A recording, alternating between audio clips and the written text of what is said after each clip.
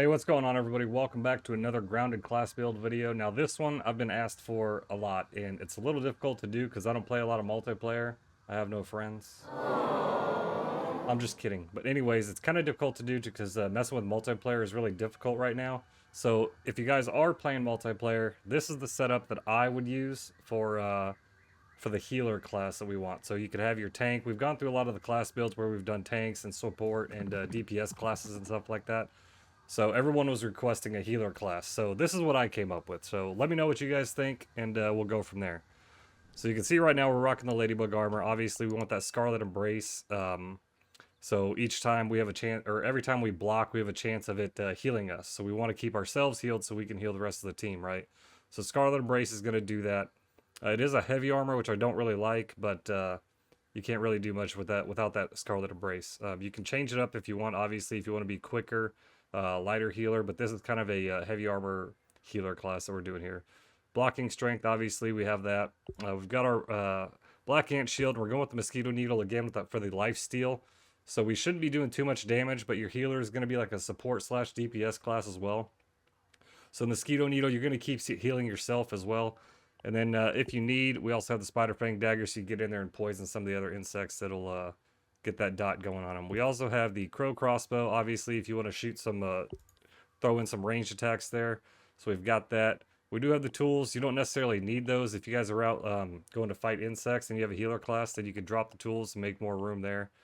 What else we got? You can see our whole loadout here. So we've got extra water, 2 canteens, just in case somebody else runs out of water. You've got to give them some water. We've got some extra snacks here, just some jerky, so if somebody doesn't have food, you can give them some food. Although a lot of times you can find some of the nature's candy, I call it, the acorns, the algae, the honeydew, the nectar, and all that stuff around the mushrooms. Also splat bursts, just in case you guys need to blow some stuff up. Shinobi sneezes, which we're a little light on right now, so 3. So if a fight does get too difficult, you drop down the Shinobi sneeze, and then the entire party can disperse and get away from the insect without taking too much damage. The big thing here, obviously, we've got 50 heal bosses. Now, these are going to do your AoE heals, so you can throw this down if your whole group is there, and it's going to give them a heal. The only issue with these is that they still heal insects for some reason. I don't know why they still heal insects.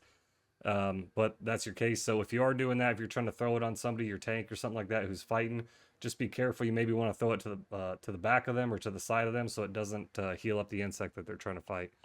Bandages for the regeneration as well. And then we've got 2 different smoothies here. So we have Beefy Fuzz on the Rocks, which is going to give that bigger heal. And then if your tank or some DPS class needs it, we've also got some Liquid Rage that you can give those to them to use as well. Mutation wise, we're not really using Blade Master or Parry Master typically, and you really don't need Coup de Grace either, because like again, you're not going to be doing the attacking. So one thing I was looking at, you could either want more defense depending on the situation you find yourself in. Go with Fresh Defense for the gas and burn resist. Go Spicy Safety with Smashing Stabbing resist, or Mom Jeans. And then obviously the one right here, which I don't have, is going to be Reliable Friend. Now you're going to want to run that. If you have it up to phase 3, great, because that's going to increase your revive speed by 40%. So it's almost going to cut that initial revive time in half. Still Meat Shield for the max health, stamina, moist, just so you don't have to use that water as much, or your drink. And then quickness, just to kind of counteract the heavy armor a little bit. Not that you run slower with heavy armor, but just so you can move around and keep up with your group there. So we don't have this one right here. You can throw Mom Jeans on as well and interchange some of these out. Mom Jeans just going to provide that extra little DPS if you do get into a fight. A lot of these ones up here aren't going to be necessary. Fall defense, some of these. If you are going to be like an attack healer, I mean, you can throw on Blade Master, Parry Master, and stuff like that. But that's pretty much it.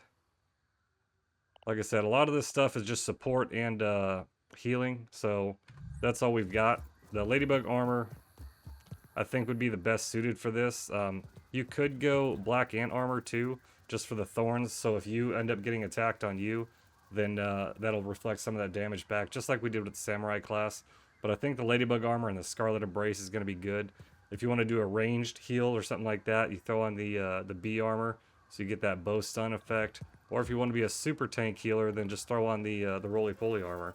You'll have a lot more defense, but you're giving up that Scarlet Embrace. So obviously the the team is only as strong as its weakest member. So being a healer class, you're going to want to be able to do all this, and you're going to want to be able to keep yourself alive. That's why I want the Ladybug Armor and Scarlet Embrace. So let me know what you guys think. Would you roll this class, or would you change it up a little bit? Would you change a different weapon? Like I said, the Mosquito Needle just for the lifesteal, and then also the tier 2 dagger. So if you guys are down in water and stuff like that, you want to be the one that has all the tools and the ability to heal, right? So that's why we have the Splat Burst to blow rocks up. We got the Spider Fang Dagger to cut some of those soggy roots, and just stuff like that. You have the Shinobi Sneezes to escape the combat. So you want to be that person that the group relies on for protection, to get into places that you can't normally get, and stuff like that. So your tank should only focus on the attacking. Your DPS, everybody wants to just focus on the damage. So I think this would be really effective in a Broodmother fight, you know, an assistant manager as well. The only difference you would have to do is maybe throw in some gas arrows for the Broodmother, and then maybe use your hammer for the assistant manager or something like that. But aside from that, that's all we got for this video, guys. So let me know what you think. Like, comment, subscribe if you haven't already. We'd love to have you join our community. We're going to continue trying to turn out some of these class builds. I still got a few more ideas, so we'll see where we go from there. But thank you guys so much for watching. Take care of yourselves, take care of each other, and as always, stay original, my friends. Later.